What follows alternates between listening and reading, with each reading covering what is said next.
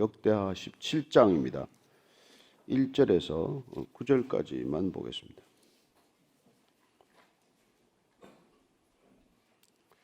같이 읽습니다. 시작.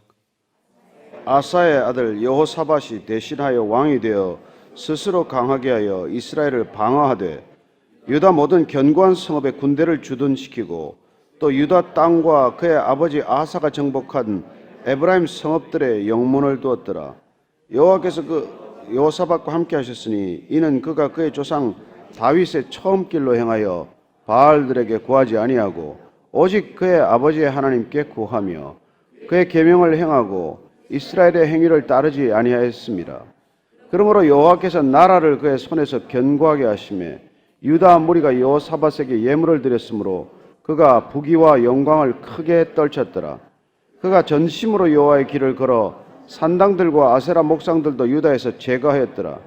그가 왕위에 있은 지 3년에 그의 방백들 베나일과 오바댜와 스가랴와 느다넬과 미가야를 보내어 유다 여러 성읍에 가서 가르치게 하고 또 그들과 함께 레위 사람 스마야와 느다냐와 스바랴와 아사엘과 스미라못과 여호나단과 아도니아와 도비야와 도바도니야 등 레위 사람들을 보내고 또 저희와 함께 제사장 엘리사마와 여호람을 보내었더니 그들이 여호와의 율법 책을 가지고 유다에서 가르치되 그 모든 유다 성읍들로 두루 다니며 백성들을 가르쳤더라. 아멘. 여호사밧이 다시 유다의 왕이 되었습니다. 아사의 뒤를 이어서 여호사밧 왕이 이제 재임하게 되었는데 여호사밧이라는 이름이 재밌어요. 야훼 하나님께서 다스리신다, 재판하신다는 뜻입니다. 하나님이 판단하신다는 것이죠. 사실은 선악과를 먹고 나서 인간이 판단하기 시작을 했는데 다시 하나님께서 판단하신다는 판단의 주권을 돌려드리는 것이야말로 인간의 기본적인 책무일터인데 어쩌면 이 여호사밧이 그런 이름을 가지고 왕위에 오른 것이죠.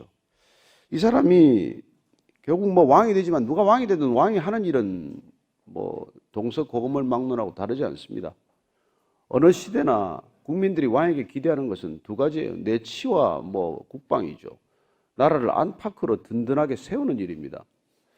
어쩌면 뭐 가정의 가장도 그렇고 회사의 사장도 그럴 터이고 안팎으로 든든히 세우는 일, 안에 다스림이 있어야 하겠죠. 안에 질서를 세우는 일입니다. 밖으로 그 질서를 지킬 만한 어떤 이렇게 방어막을 치는 것이죠. 국방이라고 하는 것이. 그 두 가지 잘하면 되는데 그 두 가지가 그렇게 쉬운 일입니까? 그렇지 않거든요. 많은 사람들이 모여 사는 한 민족, 한 국가 안에서 일어나는 게 얼마나 복잡합니까? 한 가정에 부부가 둘이 살아도 힘들고 자녀가 두세 태어나도 힘든데 여러분 그게 그 수많은 가정들이 모여 사는 이 한 사회가 질서를 가진다는 게 쉬운 일이 아닙니다. 그래서 하나님께서는 질서의 하나님이세요. 모든 질서는 하나님으로부터 비롯되는 것입니다. 창조의 질서, 그리고 그 창조의 질서로부터 비롯된 모든 질서가 이 땅 가운데서 유지될 수 있는 것 자체가 하나님께서 세우신 거예요. 여러분 뭐 해가 뭐 아침에 동에서 떴다가 서해 뭐 서로 지다가 어느 날 기분이 나빠서 서에서 떴다가 동으로 지고 남에서 북으로 지고 뭐 뜨고 하면 이게 무슨 질서가 있겠습니까? 그러니까 하나의 질서를 세운다는 것은 사실 어떤 큰 원리에서부터 비롯되지 않으면 불가능한 것이죠. 그래서 한 사회가 질서를 가지는 것, 한 국가가 질서를 가지는 것은 어떤 근본 원칙과 원리 위에서 비롯되어야 한다는 것입니다.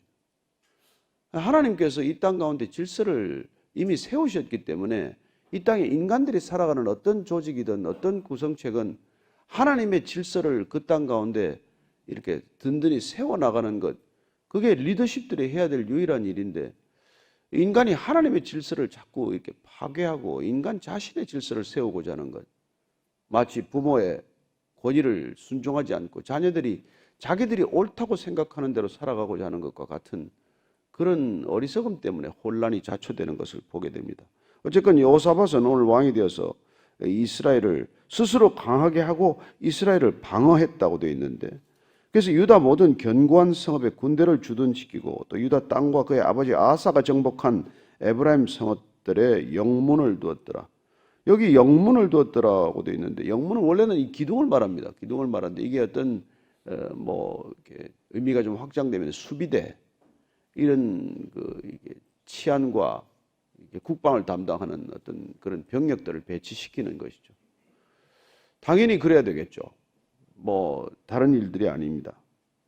그런 일들을 해 나가는 과정에 오늘 이 여호사밧이라는 사람이 왜 이렇게 역대기에서는 중요한 인물로 다뤄지냐면 철저한 종교 개혁이 있었기 때문이에요. 그래서 이 종교 개혁의 기준은 가나안 땅의 신앙으로 혼합 신앙이 된 것들을 이렇게 전결케 하는 작업이에요. 그걸 제대로 하면 그냥 성군의 반열에 오르는 것이죠. 좋은 왕이 되는 것입니다. 이스라엘에서는 특별히 역대기에서는 그런 왕으로 지금 여호사밧, 그 다음에 누구죠? 요시야 왕, 그리고 또 한 사람 또 누구죠? 히스기야 왕. 이 세 사람을 이렇게 굉장히 중점적으로 부각을 시키고 있습니다.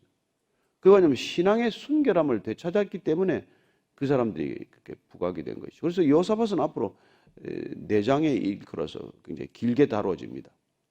무슨 왕이 세상에 치적을 많이 쌓았다고 이 역사에 기록되는 분량이 많아지는 게 아니에요.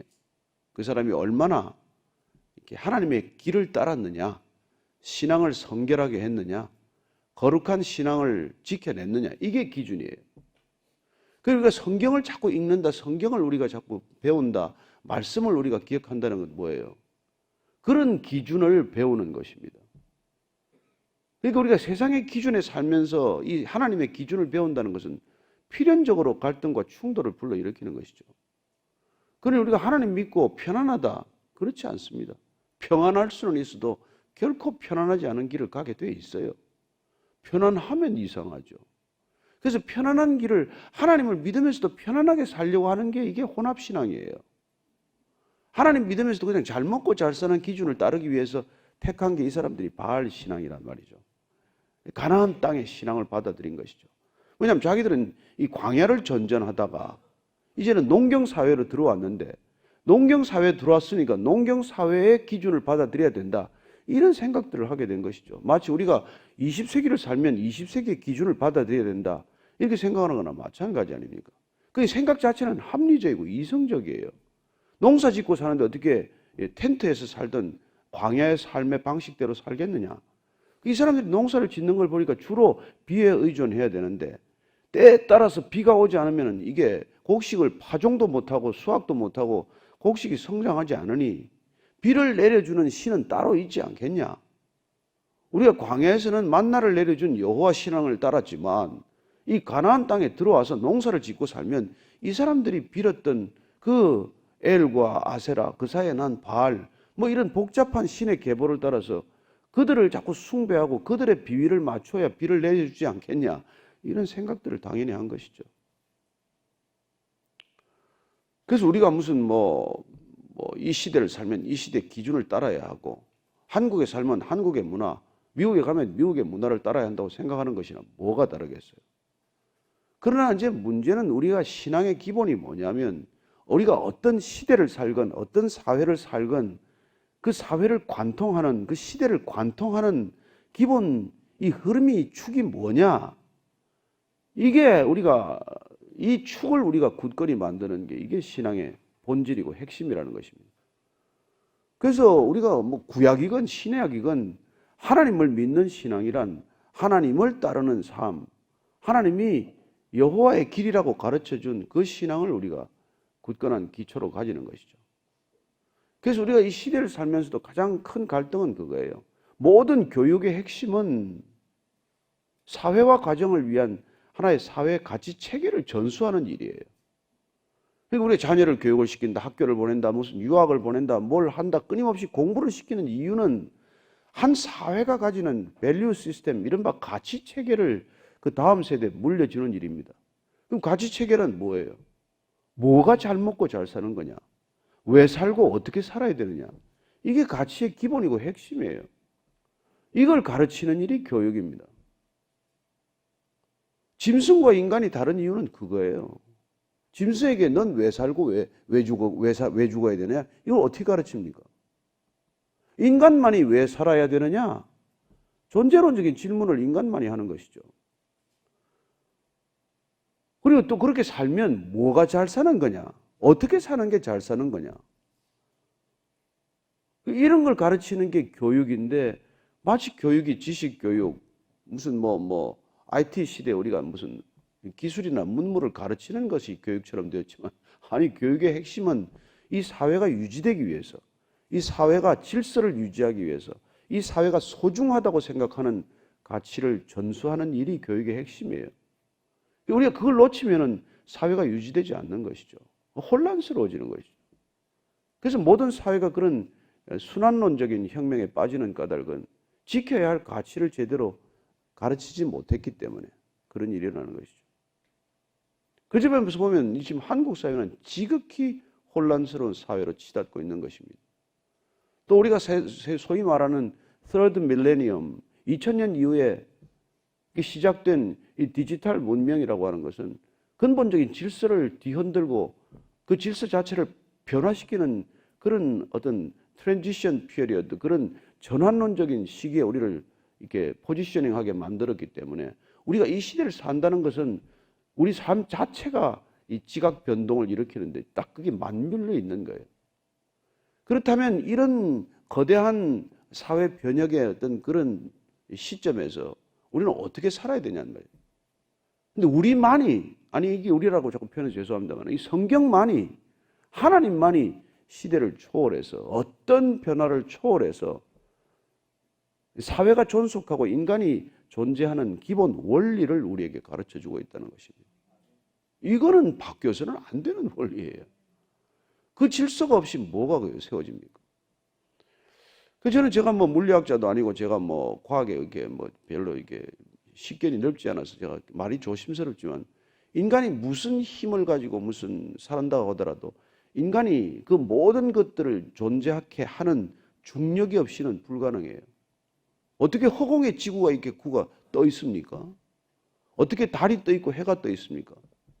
모든 것을 존재케 하는 그런 기본적인 중력이 없으면 우리가 걸어 다닐 수도 없고 마치 무중력 상태에 오면 붕붕 떠다니듯이 말이죠. 인간이 살아가는 기본 원리가 있고 그걸 인간이 존재케 하는 기본 중력과도 같은 힘이 있는데 그 힘을 우리가 받지 않으면 살아낼 능력이 없는 것이죠.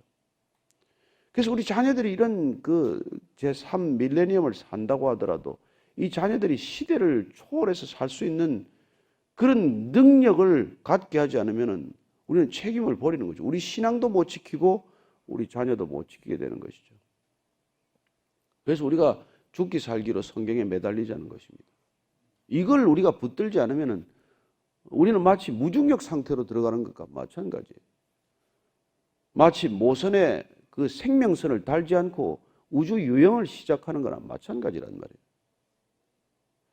그래서 얼마나 이게 중요한지를 우리가 놓치면은 그냥 날마다 급한 일에 빠져드는 것이죠. 여러분, 중요한 삶을 사는 비결은 중요한 것부터 하는 것 아니에요. 그러나 바쁘게 사는 비결은 급한 일부터 하고 사는 거예요. 우리가 아무리 급한 일이 있어도 이렇게 중요하지 한 수가 있고 급하지 않아도 중요한 일이 있고 아무리 급해도 중요하지 않은 일이 있단 말이에요. 그걸 우리가 분간할 수 있는 기준을 놓쳐버리면 우리는 헛된 삶을 사는 것이죠. 실컷 살고 왜 살았나? 내가 뭘 위해 살았나? 그렇게 한탄하는 것이 되는 것이죠. 그런데 이 여호사밧이 뭘 잘했는가 하니까 다윗의 처음 길로 행하여 바알들에게 구하지 않았다는 것입니다.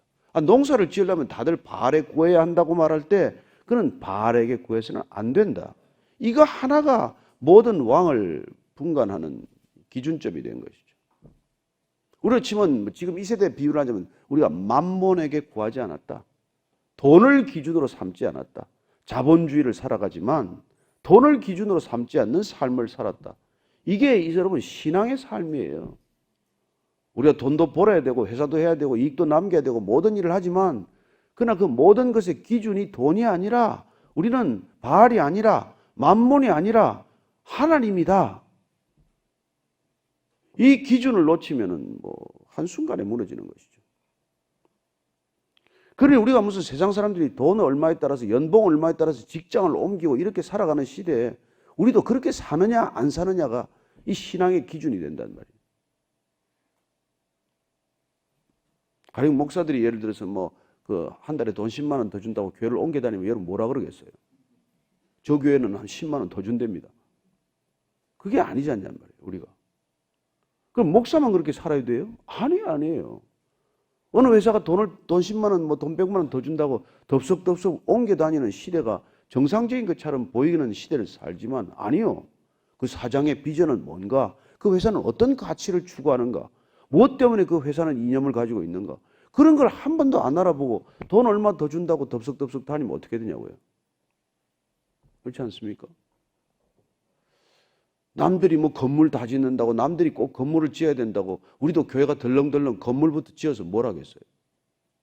사람이라는 교회를 놓치고, 그리고 그 안에 들어가야 할 사람을 우리가 중요하게 생각하지 않고, 사람보다 건물을 더 중요하게 생각하면 그게 바른 생각이냐고는. 근데 우리가 아무 생각 없이 그런 일을 해요. 은행 융자를 받는 것도 그렇습니다. 빚 지지 말라고 그랬으면 빚 지지 말아야 돼요. 근데 우리는 빚을 지는 게 미덕인 사회를 사는 것입니다. 빚을 많이 지는 게 능력처럼 되어 있어요. 그러다가 속이고 달아나면 통곡을 하는 사람들이 있지 않습니까? 근데 어쨌건 우리가 바알들에게 구하지 않는다. 이 한 단어가 가지는 이 무게를 우리가 느끼지 못하면 성경 읽어도 헛일이죠. 헛일이죠.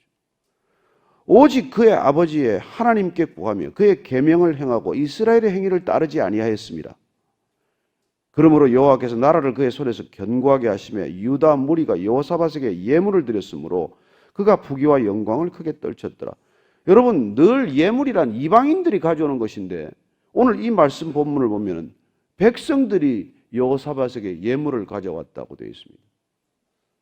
여러분, 하나님을 전심으로 따르는 사람에게는 하나님이 공급하시는 예물이 있다는 것입니다. 6절 말씀 읽습니다. 시작. 그가 전심으로 여호와의 길을 걸어 산당들과 아세라 목상들도 유다에서 제거하였더라. 전심으로 하나님의 길을 따랐더니 그는 산당을 없앴다는 것입니다. 이때까지 누구도 산당을 없애지 못했어요. 이 산당이라는 게 가나안 이 우상 숭배의 진원지대와도 같고 뿌리와도 같은 것이에요. 여기서 합법적으로 예배라는 이 이름으로 매춘이 자행되던 것이기 때문에, 왜냐하면 이 가나안 신앙이라는 게 별거 아니라 이렇게 농사 지을 때 비가 안 오면은 이 남신과 여신이 교합을 해서 흥분을 해야 비가 온다는 그런 말도 안 되는 짓들을 하고 사는데, 그러니 그걸 다 그때 남자들이 예배 드리러 가면 얼마나 좋겠어요. 그걸 예배라 그러니. 요새 룸살롱 가는 거나 마찬가지고 어디 사창가 가는 거나 마찬가지인데 그런 짓을 하고 사는 그걸 본받기 시작한 거란 말이에요. 그래서 하나님께서 이게 이 가나안 신앙뿐만 아니라 이방 이방의 종교들 들어가면은 그런 그 음란한 것들이 다 있습니다. 여러분 동남아시아 한번 여행해 보십시오. 특별히 딴뜨라, 밀교 이런 쪽으로 들어가면 전부 다 성적인 거예요. 그래서 그 음란으로부터 이게 유혹을 이기지 못하는 것입니다. 마지막 요한계시록까지 음녀가 이 세상을 타고 지배하는 거거든요. 포르네이아가 이 세상을 지배하는 거예요. 포르노그래피가. 여러분 보십시오. 무슨 모든 광고마다 성적인 요소를 가미해야 광고가 되는 거예요. 섹시한 여자를 내세워야 된다. 무슨 대사 하다못해 광고 카피 하나도 음란한 대사를 집어넣고 말이죠. 온 우리 주변에는 음란이 파도처럼 그렇게 물결치는 것을 보게 됩니다. 그 시대는 안 그랬고 지금은 안 그러냐 이거죠. 다 마찬가지입니다. 그런데 이 전심으로 하나님의 길을 갔더니 산당을 없애버리고 아세라 목사, 이 여신이에요. 이 아세라. 다 제거했습니다. 자, 7절, 8절, 9절입니다. 시작. 그가 왕위에 있은 지 3년에 그의 방백들 벤하일과 오바댜와 스가랴와 느다넬과 마가야를 보내어 유다 여러 성읍에 가서 가르치게 하고 또 그들과 함께 레위 사람 스마야와 느다냐와 스바디아와 아사일과 스미라못과 여호나단과 아도니아와 도비야와 도바도니아 등 레위 사람들을 보내고 또 저희와 함께 제사장 엘리삼마와 여호람을 보내었더니 그들이 여호와의 율법 책을 가지고 유다에서 가르치되 그 모든 유다 성읍들로 두루다니며 백성들을 가르쳤더라. 이게 핵심이에요. 이게 클라이맥스예요. 이 사람이 내치도 잘했고 든든히 성곽도 잘 지켰지만 산당도 없앴지만 아세라 상도 없앴지만 없애는 게 목적이 아닙니다. 뭘로 채울 거예요? 컨텐츠를 뭘로 채울 거예요? 우리 안에 비우는 게 목적이 아닙니다. 뭐든 지금 뭐라나 명상 이런 거 다 좋아하는데 비우래. 우리는 비우는 게 목적이 아닙니다. 우리는 채우는 게 목적이에요. 하나님의 말씀으로 채우지 않으면 깨끗이 소지하면 귀신 7 들어갑니다. 그걸 자꾸 놓치는 거예요. 예수님께서 정확히 가르쳐주십니다. 네가 아무리 깨끗이 청소해봐야 나갔던 귀신이 다시 와보니까 깨끗하게 도배까지 해놨네. 싱크대까지 고쳐놨네. 또 들어온다는 거예요. 여러분 이게 영적 원리입니다. 그래서 우리가 뭘로 채우느냐는 말이에요. 그래서 말씀은 생각의 터널을 뚫고 생각의 길을 놓는 거예요. 그래서 세상의 언어가 아니라 이 성경적 언어로 우리를 채우는 일, 하나님의 말씀으로 채우는 일, 그게 하나님의 길을 갈 수 있는 유일한 방법이에요. 그래서 우리 아침마다 말씀을 읽고 녹음해서 올리고 카톡에 우리가 지금 난리를 치고 있지 않습니까? 목사들마다 성경 읽어가지고 올리고 우리 경쟁해서 올리는 게 아니에요. 우리가 말씀으로 채우고자 하는 걸 여러분들하고 같이 한번 해보자고 우리가 앞서 한번 가보자. 제가 여러분 성경 매일 그렇게 녹음하는 게 쉬운 일인 줄 아십니까? 제가 아침에 이 설교 준비 못하고 녹음하고 왔어요. 그거 읽느라고. 그게 바쁘면 또 자꾸 더 틀려. 참 이게 여유가 있으면 또 되는데 마음이 조급하면 자꾸 틀려요. 그래서 오늘 정확히 47분 걸렸어. 석장 읽는데. 사도행전 석장 읽고 오는데. 그 마음이 터질 것 같죠. 그러면 이제 이 설교가 지금 헤매고 있는 거예요. 쓸데없는 소리 자꾸 하는 거예요. 시간은 다 가야 되고 어떡하겠습니까? 할 수 있는 말 없는 말 해야 되는데 어쨌든 이게 이 이스라엘은 하나님이 다스리는 땅 아니에요. 그래서 여러분 여호수아가 들어가서 정복 전쟁을 끝내고 땅을 배분할 때 레위인은 땅이 없습니다. 그리고는 12지파에 48개 성읍으로 두루 흩어집니다. 두루 흩어져요. 아시겠습니까? 왜 흩어져요? 흩어지는 곳마다 말씀을 가르치는 겁니다. 그걸 여호사밧이 지금 다시 했다는 거예요. 대단한 종교개혁입니다. 모든 백성들에게 산당을 없애고 이런 것들도 중요하지만 더 중요한 것은 그 모든 것을 철거한 그 빈 자리에 말씀으로 가득히 채우겠다는 이 결정. 이게 하나님의 결정이고 하나님의 길을 따르는 사람들의 결정이란 말이에요. 왜 우리가 흩어져야 한다고요? 흩어지는 곳마다 말씀으로 채우기 위해서예요. 가서 같이 성경 읽고 거기서 같이 기도하고 말씀을 따라 살기로 결단하는 것, 그게 하나님께서 아브라함을 불러서 너는 의로운 삶을 살라, 공정한 삶을 살라, 그리고 이걸 너만 살 것이 아니라 내 자녀들과 권속들에게 가르쳐 지키게 하라. 이게 예수님께서 오셔서 너희는 가라, 너희는 가서 모든 적속으로 제자를 삼고 아버지와 아들과 성령 이름으로 세례를 주고 내가 내게 분부한 모든 것을 가르쳐 지키게 하라. 볼지어다 내가 세상 끝날까지 너희와 항상 함께하리라. 이게 다 같은 거 아니에요? 그런데 우리끼리만 이렇게 모여있지 말라 그 얘기가 말이에요. 그래서 우리가 모였다가 흩어져야 하는 까닭은 흩어지기 위해서 모이는 것이고, 또 흩어졌다가 우리가 힘이 약해지고 각자 있다가 보면 또 이렇게 기력이 빠지고 또 때로 탈진도 하고 또 모여서 힘을 받고 흩어졌다가 모였다가 흩어졌다 모여졌다. 이게 자유로워야 된단 말이에요. 이걸 여호사밧이 했다는 것입니다. 그래서 각 곳으로 흩어져서 말씀을 가르친 거예요. 보니까 누가 갔습니까? 여기 보니까 방백들도 갔어요. 방백들은 그건 고위 관리들이에요. 그들도 가서 말씀을 가르쳤다는 것입니다. 레위인들 당연히 가서 말씀을 가르쳤어요. 그리고 제사장들도 가서 말씀을 가르쳤다고 되어 있습니다. 가서 말씀을 같이 우리가 읽고, 왜냐하면 그때 이 사람들이 다 이 성경책이 없으니까, 예? 가서 이걸 가지고 가야, 토라 율법 책을 가지고 가야 같이 이게 가르치는 거예요. 읽어주는 거예요. 가서 지금 우리가 다 성경이 있지 않습니까? 다 앱에 깔려 있지 않습니까? 같이 읽기만 해도 눈물이 날 줄로 믿습니다. 그때 우리 공동체 예배 드렸는데 그날 요한 1서인가 6장을 우리 같이 다 읽었는데, 제가 그날 예배 드릴 때 제가 충격을 잊지도 못해요. 성경을 서서 다 읽기만 했는데 절반이 울었어요. 왜? 성경도 그렇게 나오니까. 에스라하고 학사 에스라가 와서 느헤미야하고 성벽을 다 구축하고 다시 한번 부흥을 위해서 말씀 사경이라는 게 같이 말씀을 읽었을 뿐인데 전부 다 눈물을 쏟았어요. 살아있는 하나님의 말씀이 우리한테 임할 때 그런 일이 일어난다는 것이죠. 그래서 여러분들이나 저나 어디서든지 성경 열심히 읽고 있으면 하나님께 붙들린 삶, 하나님의 길을 걷는 삶, 하나님과 동행하는 삶, 하나님의 뜻이 이루어지는 삶이 될 줄로 믿으시기 바랍니다. 오늘 기도할 때 그런 믿음의 결정을 위해서 다시 한번 기도하십시다. 그리고 우리 자녀들에게 어떻게 하면 성경을 읽힐 것인가?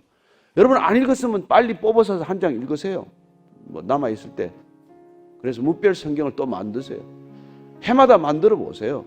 우리가 자녀들에게 줄 게 뭐 있습니까? 말씀 읽는 버릇, 말씀 대하는 태도, 말씀을 살고자 하는 결단과 의지, 그것 말고 뭐가 자녀들에게 도움이 되겠어요? 같이 한번 기도하십시다. 하나님 아버지, 주여, 오늘도 우리가 말씀 앞에 섰습니다.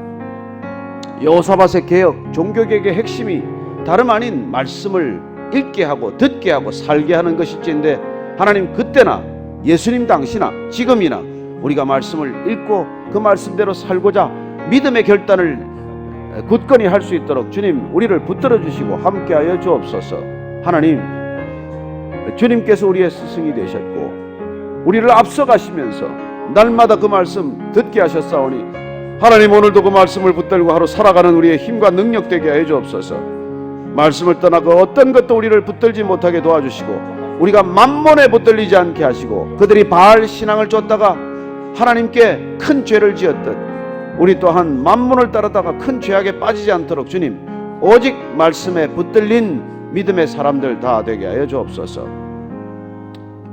하나님 아버지, 말씀에 붙들려 말씀대로 살아가는 말씀의 사람들 되게 하여 주옵소서. 이제는 우리 구주 예수 그리스도의 은혜와 하나님의 사랑과 성령의 인도하심이 오직 말씀 붙들고 이 세상 길 따르지 않고 말씀의 길 따르기로 결정한 이 자리에 고개 숙인 모든 말씀의 사람들 위에 지금부터 영원까지 함께 하시기를 축원하옵나이다. 아멘.